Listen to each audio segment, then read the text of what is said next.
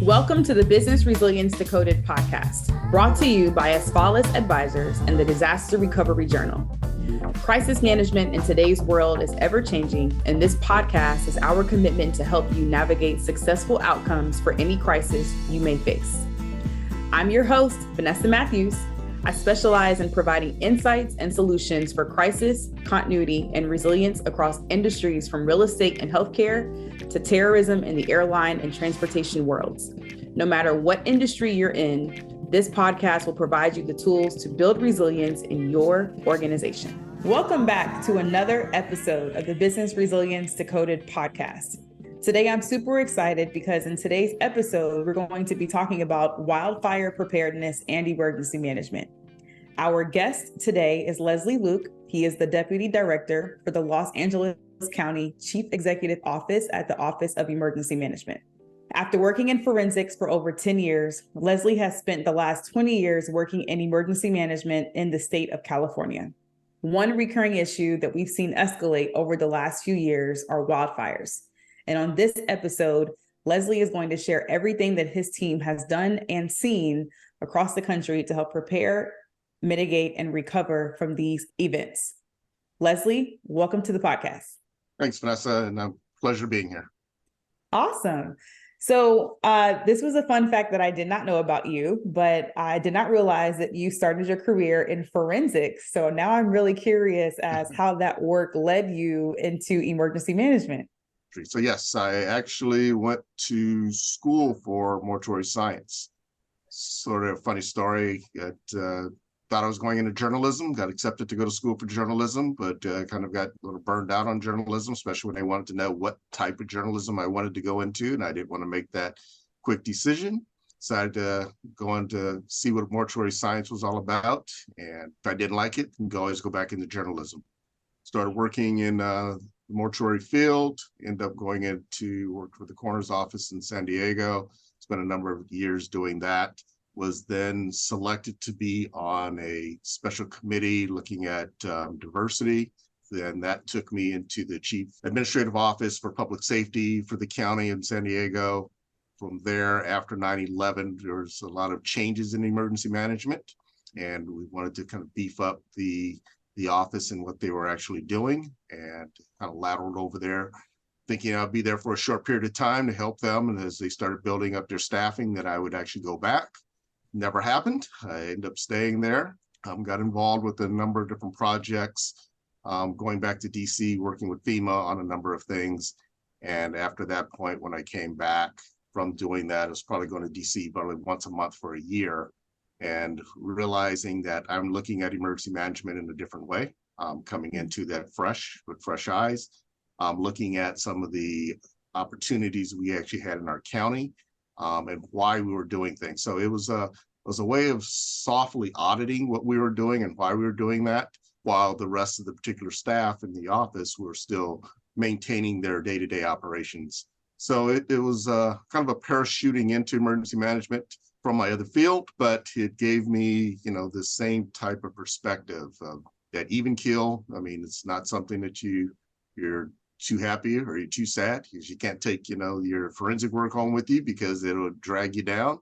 And it's not something that you're going to get patted on the back every day for something that you're actually doing. So kind of the same thing in emergency management. You can't necessarily get involved, mentally, because it would be draining. And that's probably some of the things that, a number of people are now starting to face with the catastrophic means of emergency management of the mental health side of it. So that's how I got started. Wow. That is a very different story than what I've heard from most. But I'm excited to hear that, because it also just shows that, your background can almost be in anything, and you can really make it something that's impactful and valuable in our space in emergency management. So I'm glad you made the transition, because I may have never met you. Well, we would have hoped you'd have never met me. So, our topic today for this episode is wildfire preparedness and what that looks like from an emergency management perspective. One of the biggest challenges facing California right now is wildfires. And so What does the preparation and the planning look like for an event that has the ability to escalate very quickly? What does that look like? Well, as you know, and in probably a lot more places now than in the past, everyone's becoming more wildfire centric. Although I would say that California still is our major threat is earthquake, but because we have more fires than we do earthquakes, people tend to kind of look at us as thinking that that's what our specific threat would be. Wildfire preparedness kind of look at it on two different levels. One, we have the personal standpoint of people being ready to, evacuate their home and what their personal preparedness needs to be. And then on the other side, you have the government and what our preparedness would be. Starting off probably in the personal preparedness side, those are the messages that we try to get people to take it ahead of time. Fire departments are very good. Our planning departments on, defensible space, especially knowing your risk around your home. We try to talk to residents in regards to being able to evacuate from their homes. So if we notify you at 2:00 in the morning that you need to leave, that isn't the time that you need to start finding your important paperwork. That's not the time to be looking for, the things that you need or the things you want to evacuate with. Most of these fires, and if we've seen, across the country, when they're bad, they're usually driven by wind. So it's usually low humidity and high wind that usually are those times that we're really worried and concerned about wildfires. And in that case, embers are blowing, at least, a half a mile away. So the fire may be a distance from you, but that wind may be setting up spot fires along the way. So when we call to tell people to evacuate, it's the time that we want them to be able to leave. Shouldn't matter what the circumstance is. If you're being asked to leave, you should be ready to leave. Having those necessary papers, ready to grab, the pets, the food, clothing, things for children, to kind of keep them occupied. Because if you're going to a shelter, you're going to want to be able to have something there for them to be able to do. So those are the things that we usually ask the community and residents to do. On the government side, it's communication. It's all of us being at the same place and being able to discuss what the priorities and objectives are. If fire is letting law enforcement know that this fire is going to be threatening this particular area, then we start to move those people via some type of notification, whether or not it's wireless emergency alerts, whether or not there are opt-in opportunities for residents to call and look at their local law enforcement or local fire department to try to figure out what notification systems that they have in place, emails, media. We're pushing that message out, as quickly as we possibly can based on the threat.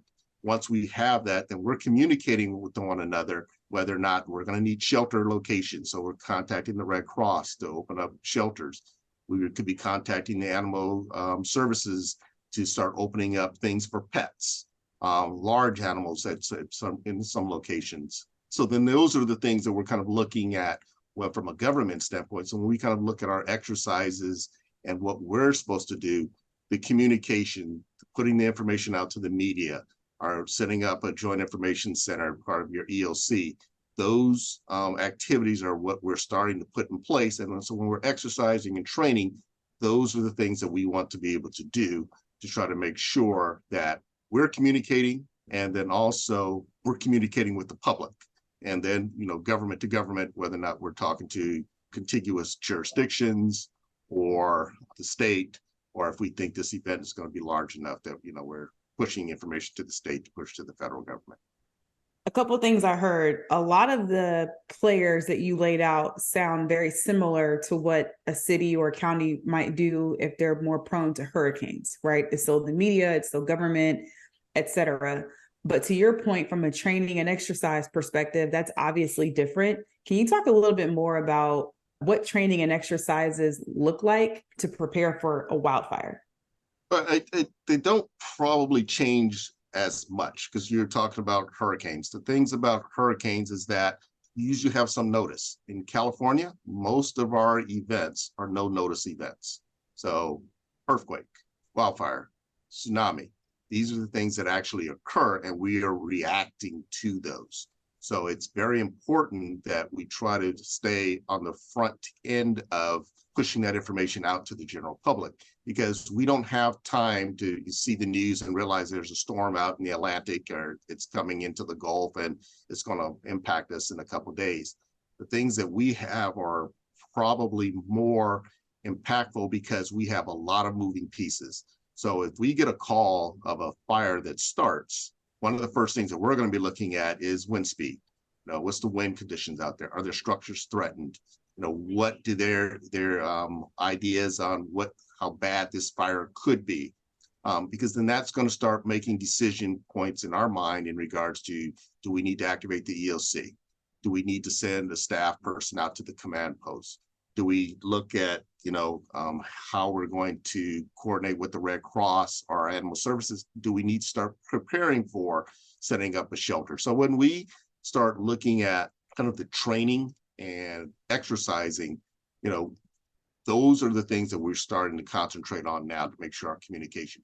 But we're a county, so most events are local, so that's going to start in that local jurisdiction. So the complications for us are going to be a little bit different, because if that fire starts in a city, that city is responsible at first for that from an emergency management standpoint. Fire, there's all sorts of mutual aid.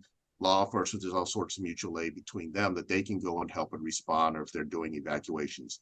But from the emergency management, in communicating from EOC to EOC, pushing information up to the state, assisting and stepping in if that jurisdiction is a smaller one and needs this type of assistance. For California, we're here for LA County, we have 88 cities. And most people want to think that a fire is going to start in, some hillside or some mountain, but fires can start in canyons. Most communities have a canyon somewhere and it's surrounded by homes. So on a windy day, that fire that starts in that canyon could actually still impact the homes. So it's not necessarily going to be one of these fires that you're going to see on the hillsides and mountains that you're normally able to see.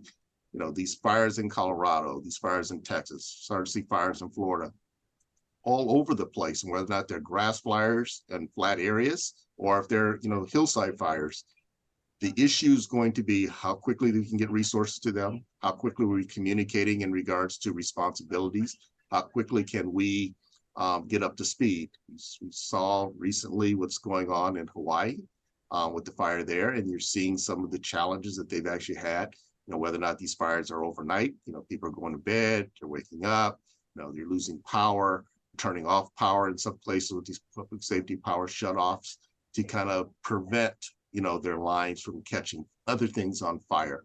So there are a lot of different communication avenues, talking with the utilities, talking with the other government agencies, talking with the residents, pushing information back and forth from government, and then keeping leadership engaged as well, because the media is going to want to know what's actually going on. So that's why you normally see press conferences, and you normally try to have as much information at that press conference as you possibly can.